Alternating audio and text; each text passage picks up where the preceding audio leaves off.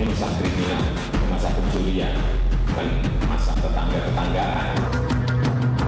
Dan ada penetapan tersangka Komjen BG gesekan hingga pengangkatan sebagai Kepala Kepolisian Negara Republik Indonesia menjadi menunda. Anda kembali bersama The Headlines. Topik kita adalah 100 hari pemerintahan Jokowi JK, dan kita tadi sudah bahas memang presiden mesti hati-hati ya, apalagi melempar sesuatu ke ranah politik, ke DPR terutama. Begitu, Mas Hedi. Tentu saja kan itu kewenangan DPR ya untuk mengawasi segala macam hiruk pikuk perekonomian. Tapi yang mesti kita apresiasi, saya yakin DPR ke depan juga tidak waton suloyo ya. Kalau programnya baik akan didukung. Buktinya ketika menurunkan harga minyak, oke. Sekarang pemerintah punya ruang fiskal yang lumayan dahsyat di APBN. Dan tidak terlalu banyak masalah tampaknya di Dewan ya. Tidak banyak masalah. Ya. Jadi saya kira presiden, pemerintah tidak perlu khawatir dengan DPR. Kalau semuanya bekerja untuk kepentingan negara, sebenarnya untuk kata Pak Mardhani tidak perlu khawatir memang, tapi harus hati-hati. Ya. Harus hati-hati.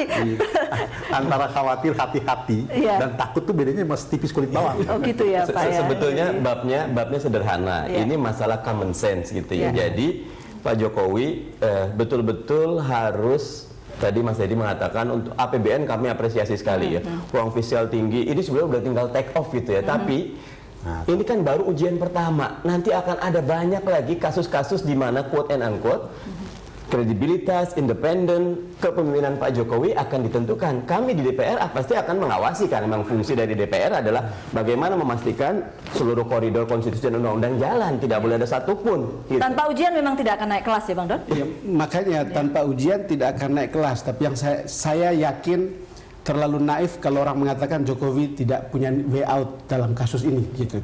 Karena banyak anggapan bahwa dia tidak mampu atau apa. Bagi saya percaya seperti apa yang saya sejalan dengan apa yang dikatakan oleh Kristiadi.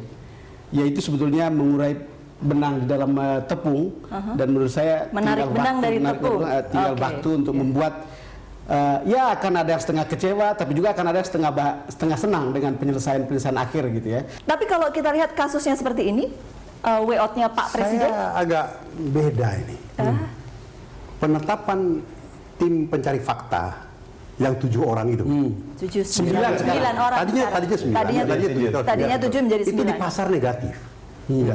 Karena mereka mengatakan orang yang ditunjuk untuk menjadi anggota tim pencari fakta ini adalah orang yang jelas-jelas lebih banyak berat berpihak kepada KPK. Setuju? Termasuk 2 orang yang tambahannya? Kemudian muncul Jenderal Sutanto dan Imam Prasojo dengan harapan. Jadi, tetapi lantas keputusan presiden kembali akan tergantung kepada hasil kerja yang 9 orang ini. Apakah kita harus biarkan keputusan seorang kepala negara digantungkan kepada 9 orang, sementara itu ada lembaga-lembaga lain yang secara yuridis formal memang memiliki kewenangan? Buat Pak Ruki, presiden harusnya meminta masukan. Masalah dari ini lain. sebetulnya ada dua masalah. Masalah hukum. Lembaga yang ada maksudnya, ya. Masalah hukum. Urusan kasusnya BG, kasusnya BW, silahkan diselesaikan secara hukum. Presiden jaga jarak saja, karena memang sama sekali tidak boleh mencampuri. Yang kedua, tentang pelanggaran etika. Kalau bicara tentang pelanggaran etika, di KPK itu ada komite etik. Di polisi ada etika profesi, ada pengadilan profesi. Kenapa tidak difungsikan saja 2 itu?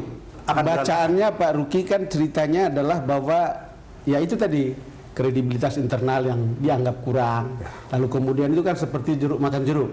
Karena itulah yang terjadi sebenarnya dengan BG. Tadi Mas Hedi mengatakan soal rekomendasi dari Bareskrim yang mengatakan BG clean and clear begitu. Tapi kan cerita ini kan dari Kompolnas, dari internal. Sementara KPK kan tidak menggunakan itu, justru datanya dari kan PPATK. Yang ingin saya katakan adalah soal kredibilitas tim 9. Saya percaya senior citizens di situ akan kredibel, bahwa tampak seperti berpihak kepada KPK. Bagi saya bottom line-nya adalah seluruh ujung dari keputusan itu, pemerintahan ini betul-betul ada di pihak yang anti korupsi sebetulnya. Itu aja ujungnya. Ya, saya menggarisbawahi satu, bahwa pemberantasan korupsi harus jalan. Nah sekarang publik ini kita tidak lagi bicara, saya ingin garis bawah, bukan prosedur, bukan hukum, tapi publik melihat kriminalisasi terhadap KPK terjadi. Tiap hari ada laporan kepada komisioner KPK. Saya buat kasus sedikit. dulu PKS ada problem, kita laporkan komisioner juru bicara KPK. Tidak dibahas karena aturannya memang kasus korupsi diselesaikan lebih dahulu, baru laporan-laporan berikutnya diselesaikan ketika kasus korupsi sudah selesai. Karena kalau dua-duanya nggak jalan, nah menurut saya sekarang ini bagaimanapun publik sekarang menunggu. Tidak bisa diselesaikan melalui KPK atau Polri, dua-duanya institusi sudah berjalan dalam koridornya, menurut masing-masing, menurut masing-masing. Tim 9 menurut saya kasih waktu, saya cuma kasih waktu selesai seminggu, lebih dari seminggu masyarakat tidak percaya. Tapi apapun yang paling baik, Pak Jokowi sebagai presiden bisa melakukan langkah-langkah persuasif. Sederhana sebetulnya, ada yang mundur seperti ada yang sudah dicontohkan gitu kan, sehingga dengan demikian way out-nya semua sama-sama senang, institusinya jalan, presidennya jalan. Kalau tidak ada yang mau mundur, maksud Pak Mardhani ketika BW mengundurkan diri, maka BG juga sederhana, publik berpikirnya yang satu Satria, yang satu bagaimana gitu. Nah ini tadi kan dari DPR mengeluarkan ujian, jawabannya tadi dikeluarin kan? Dibocorkan jawabannya. Iya, Mas Edi. Mundur ya, mungkin posisi BG beda dengan BW ya. Posisi BG itu diperintah, ditunjuk oleh presiden untuk menjadi calon Kapolri. Artinya kalau mau dibatalkan, yang membatalkan juga presiden. Jadi posisi jadi gitu. kembali lagi akan. Tapi kalau itu jatuhnya kita nggak, karena normatif. Saya juga bisa mengatakan, Pak BG tidak salah. Sebagai prajurit disuruh maju ya maju gitu. Tapi sekarang yang Panglima yang menyuruh dia maju itu ada dalam posisi yang sangat dilematis. Ini kalau tidak selesai, sekarang kalau tadi maksud Pak Mardhani bagaimana supaya Pak Presiden tidak mengatakan tidak, tetapi orang lain yang mengatakan mundur. Jadi membujuk orang lain untuk mundur. Kalau saya setuju dengan Mas Dhani untuk bilang mestinya mundur gitu. Tapi kan ada yang berbeda.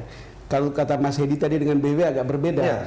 Kalau ini perintah Panglima tertinggi maju, dia harus maju. Kalau dia mundur, justru sebaliknya tidak satria. Kira-kira gitu. Itu lagi-lagi ini level pola berpikirnya. Kalau saya, menurut saya pakai hati nurani. Rakyat tidak mungkin bersepakat kepada sesuatu yang buruk. Tapi rakyat common sense-nya selalu baik gitu. Kecuali kalau quote and unquote ada rekayasa. Kalau bab ini menurut saya media mainstream, presiden yang bisa membuat rekayasa ini tidak ada gitu. Menurut saya benar-benar ujiannya adalah Pak Jokowi kembali mendengar hati nuraninya sendiri. Iya, Pak Jokowi juga tidak hanya mengatakan sesuatu kepada masyarakat, tapi juga melobi orang-orang di sekitarnya termasuk pendukungnya. Begitu Bang? Yang terjadi sekarang menurut saya adalah soal waktu. Kalau kita lihat sekuensnya, itu soal waktu yang tepat itu kapan. Tapi saya yakin dia juga punya keputusan untuk mengatakan bahwa kalau sekarang dengan begini menjadi sebuah kemerosotan popularitas atau kredibilitas, akan ada langkah yang membuat ada gain ketika dia mengambil keputusan itu. Dan menurut saya satu mungkin akan meminta BG mundur, menurut saya mengangkatnya justru akan menjadi persoalan yang lebih besar lagi, atau beliau yang akan mengatakan saya tidak mau melantik. Sudah jadi buah si malakama tampaknya ya. Oke, ini mungkin ini wishful thinking aja kali, tapi kan nggak jelas. Iya, ini sudah ya 100 hari apalah pokoknya sudah sekian bulan. Artinya kalau kita bicara ada tadi batu ujian, ada kemudian tapi itu menarik benar itu. ada prestasi, ada kemudian batu ujian. Apakah kemudian pasangan ini akan lolos dari batu ujian kata Pak Mardhani soalnya ke depan? Closing statement Bapak untuk kalau saya tergantung ya, Pak Jokowi, Pak JK, kabinet, wabil khusus, para pendukung dan quote and unquote kingmaker-nya sadar bahwa sekarang bukan saatnya lagi melakukan politisasi, kepentingan jangka pendek dan kecil didahulukan. Pikirkan rakyat, pemberantasan korupsi nomor 1. Kalau sekarang sebetulnya ekonomi udah luar biasa ini. Saya apresiasi APBN kita, uang fiskalnya luar biasa. Tapi kalau ada distrust dan terus turun kepercayaan kepada pemerintah sebesar apapun modal, pemerintah tidak mampu. Modal paling besar itu adalah dukungan rakyat. Dukungan rakyat, karena itu kembali kepada konstitusi, fokus lagi kepada apa kehendak rakyat. Jangan sampai ada ketidakpercayaan masyarakat. Mahal gitu ya? sekali harganya, sayang. Pak Ruki? Saya sependapat dengan Pak Dhani. Modalitas yang paling besar dari seorang Presiden Jokowi dan Wakil Presiden Yusuf Kala adalah kepercayaan publik. Dan justru kepercayaan itu yang sudah merosot kepada semua lembaga. Jangan kan cuma kenapa dibentuk KPK? Karena orang sudah tidak percaya kepada Kepada polisi, kepolisian kejaksaan dan dan pengadilan, kejaksaan, ya. sehingga dibentuk KPK. Nah, apa kita perlu lagi membuat pemerintahan tandingan? Kan tidak, ya? Kan tidak. Oke, Gitu. Pak. Tapi bagaimana kita membangun kepercayaan? Menurut saya jawabannya cuma satu, kerja. Iya, bagaimana Kerjalah itu. menjaga begitu ya Pak? Karena Bagaimana menjaga? Dan tadinya- itu buktikan dengan kerja. Nah, Siap, karena ya. dibuktikan dengan kerja itu, tolong jugalah para menterinya. Menyesuaikanlah. Kalau dirijen ini kan presiden itu jadi dirijennya gitu loh. Jangan punya sendiri, memainkan betul. lagu-lagu sumbang yang akan membuat tidak jelasnya lagi gitu. Ikutilah Orkestra perintah ini gitu. dirijennya, Mas Hedi. Hiruk pikuk politik barangkali selesai sampai pemilu. Saya sangat yakin ke depan DPR tidak akan seganas seperti dengan zaman Pak SBY di periode kedua. Karena apa?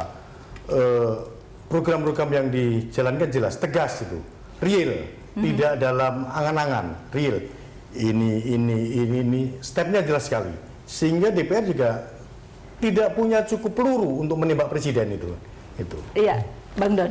Ya dong, politik kita sedang gaduh, hukum kita juga sedang gaduh. Saat-saat ini Jokowi perlu hening sejenak. Saya setuju dengan Dani, hening sejenak, kembali kepada hati nurani untuk kebaikan bangsa dan rakyat kita sebetulnya. Oke, baik kalau begitu Bapak-bapak terima kasih sekali lagi sudah hadir di The Headlines dan demikian The Headlines kali ini. Terima kasih karena Anda telah bersama kami. Sampai jumpa.